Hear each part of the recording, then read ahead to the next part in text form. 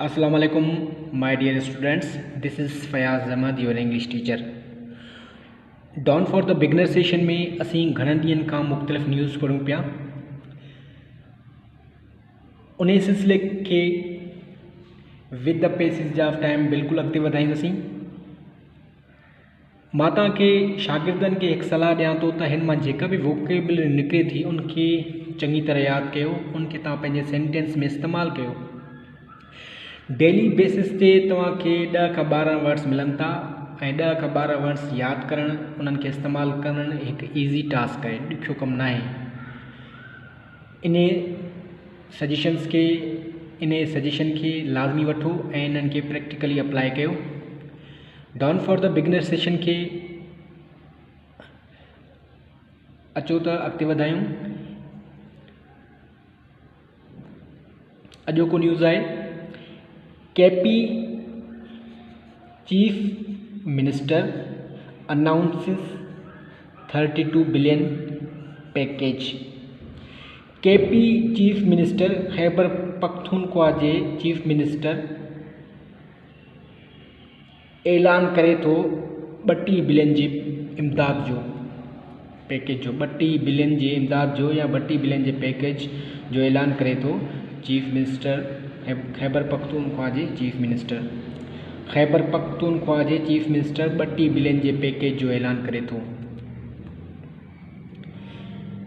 Khyber Pakhtunkhwa chief minister Mahmood Khan on Saturday.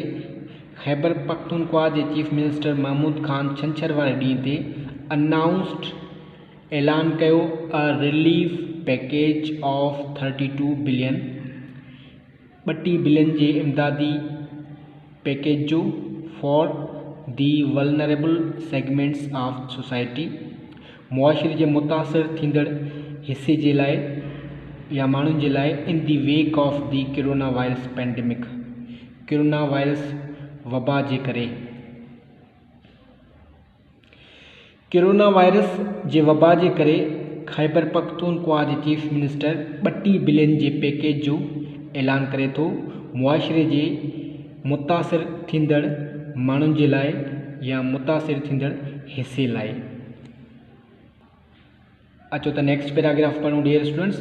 ही also hinted at giving special incentives to the employees of different departments.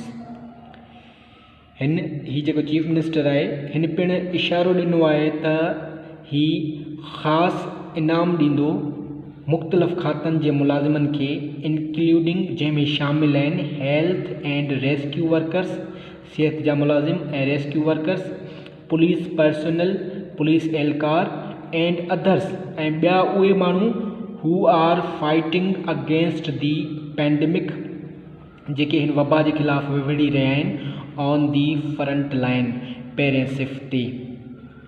Khyber Pakhtunkhwa जे chief minister इशारो ॾिनो आहे त हू ख़ासि इनाम ॾींदो मुख़्तलिफ़ खातनि जे मुलाज़िमनि खे, जंहिंमें सिहत खाते जा, रेस्क्यू खाते जा, पुलिस एहलकार ऐं ॿिया शामिल आहिनि, जेके विड़ी रहिया आहिनि वबा जे ख़िलाफ़ ऑन दी फ्रंट लाइन, पहिरें सिफ़ ते।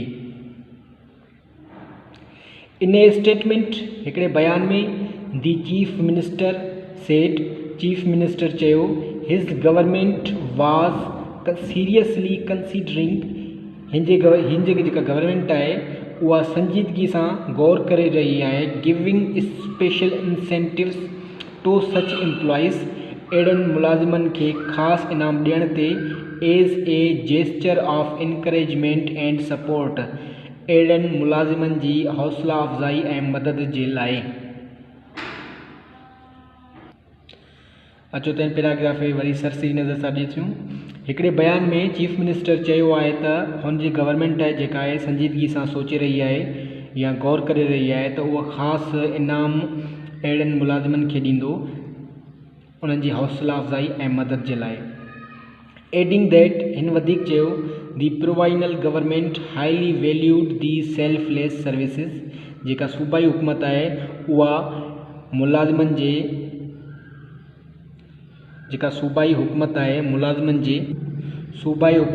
मुलाज़िमनि जे बेगर सर्विसिस खे बेगर्स जेके ख़िदमत आहिनि उन्हनि खे तमामु अहमियत ॾिए थी ऑफ दोज एम्प्लॉइज़ उन्हनि मुलाज़िमनि खे हू वर फाइटिंग हार्ड जेके सख़्तु महिनत करे रहिया आहिनि कोशिशि करे रहिया आहिनि टू सेव अदर्स ॿियनि खे बचाइण में while risking their own lives पंहिंजी ज़िंदगी ख़तरे में विझी करे हू ॿियनि जी ज़िंदगी खे बचाए रहिया आहिनि। अहिड़े मुलाज़िमनि जी जेके आहिनि ख़िदमतनि खे चीफ मिनिस्टर या प्रोविंशियल गवर्नमेंट ख़ासि अहमियत ॾिए थी।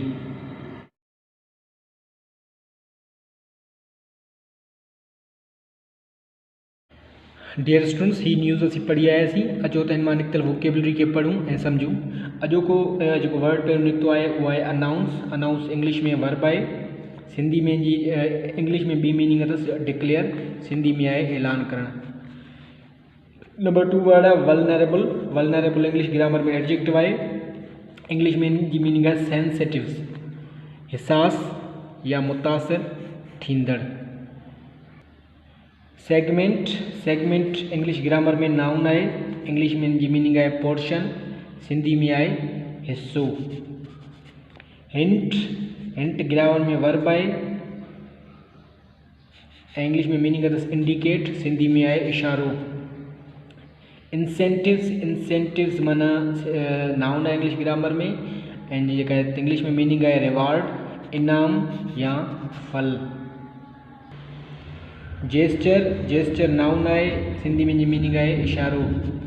स्ट्राइव। स्ट्राइव माना स्ट्रगल, कोशिशि करणु, जदोजहद करणु। डियर स्टूडेंट्स, ही जेके आहे अॼोके सेशन में ही जेको असीं न्यूज़ पढ़ी आयासीं वोकेबलरी, हिननि खे तव्हां बार बार वीडियो खे वॉच कयो ऐं वोकेबलरी खे नोट कयो ऐं हिन पैराग्राफ खे सम्झण जी कोशिशि कयो। Thank U. वरी मिलूं था ॿिए कंहिं सेशन में। Thank U.